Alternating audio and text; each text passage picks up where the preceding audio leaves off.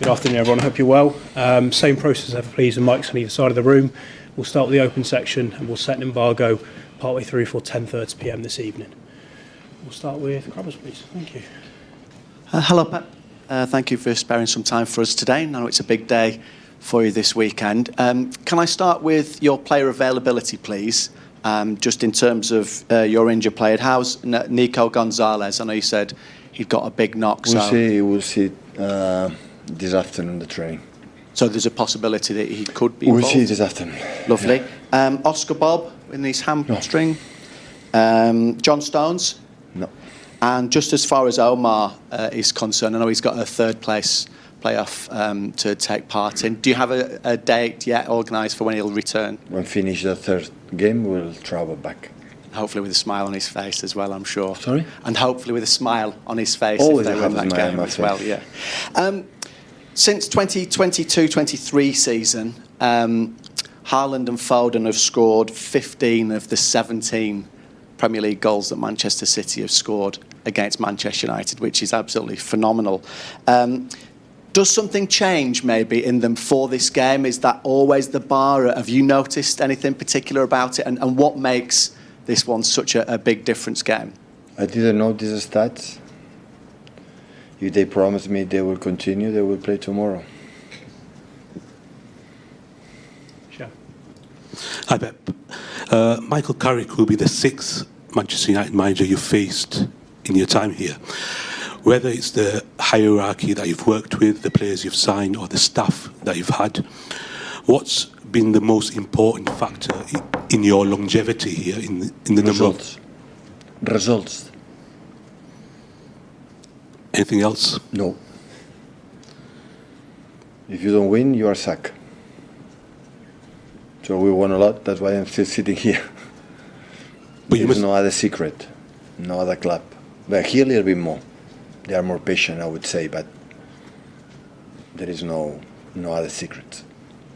But then you must be grateful that you weren't winning at stages last season, quite a long time, and you still got the backing from upstairs. Yeah, that defined that club. Another club, last season I would not be here anymore. So they were patient. Maybe what we have done in the past as well, of course. So at the end you can have 2 or 3 months bad, like it happened last season. We had 3 months not really good, I would say really poor. The rest was more than correct.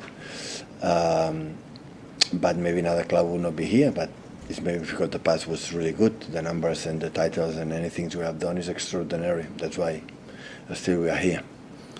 And in your time here, United have never sort of managed to sustain a title challenge. It's been Liverpool or Arsenal. Would you have enjoyed a more intense rivalry against them on the pitch during the time? With United? It's where it is. It's where it is. I cannot control what United have done. You know, since day one, the opinion I have on Man United, but what happened, I don't know, because I'm not there. I was and I'm not. Hi, Pep. There's been reports today about Mark Gay and the club's interest in him. Can you say anything?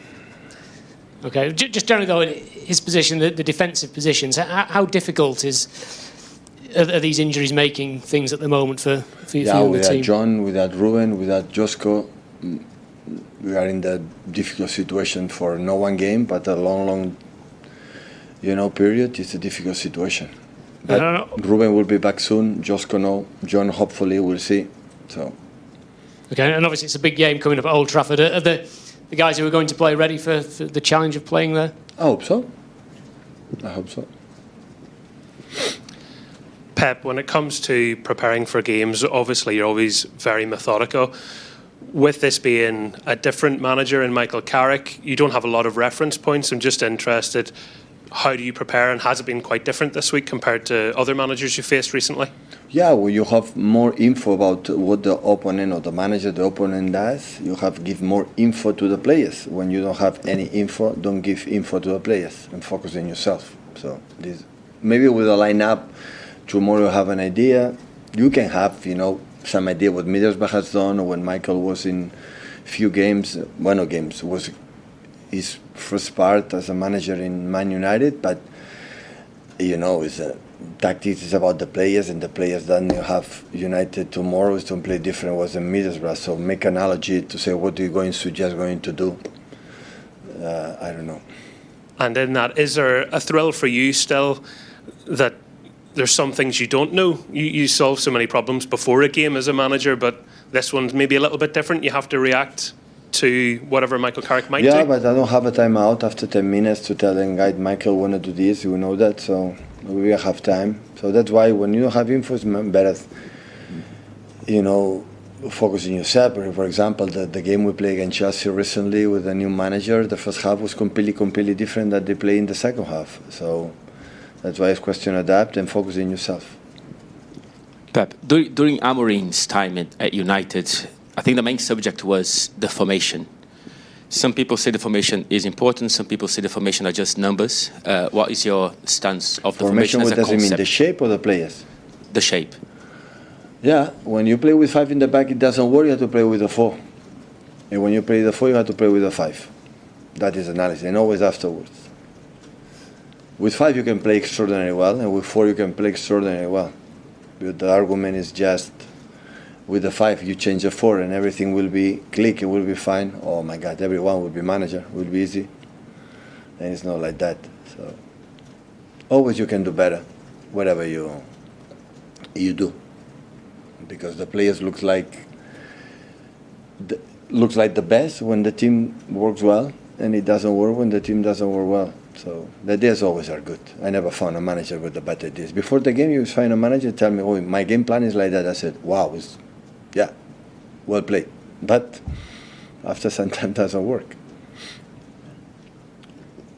Hi, Pep. I think I'm right in saying that you described Michael Carrick once as being one of the best holding midfielders that you've ever seen. Obviously, you played in that position. You've managed some of the greats in that position. How do the skills you had on the pitch translate into management from your experience? Well, I would say central defender and holding midfielder. They have maybe for the position they have a more global vision that they maybe play like a winger, for example. I'm not saying the winger cannot read perfectly the game, but it's different.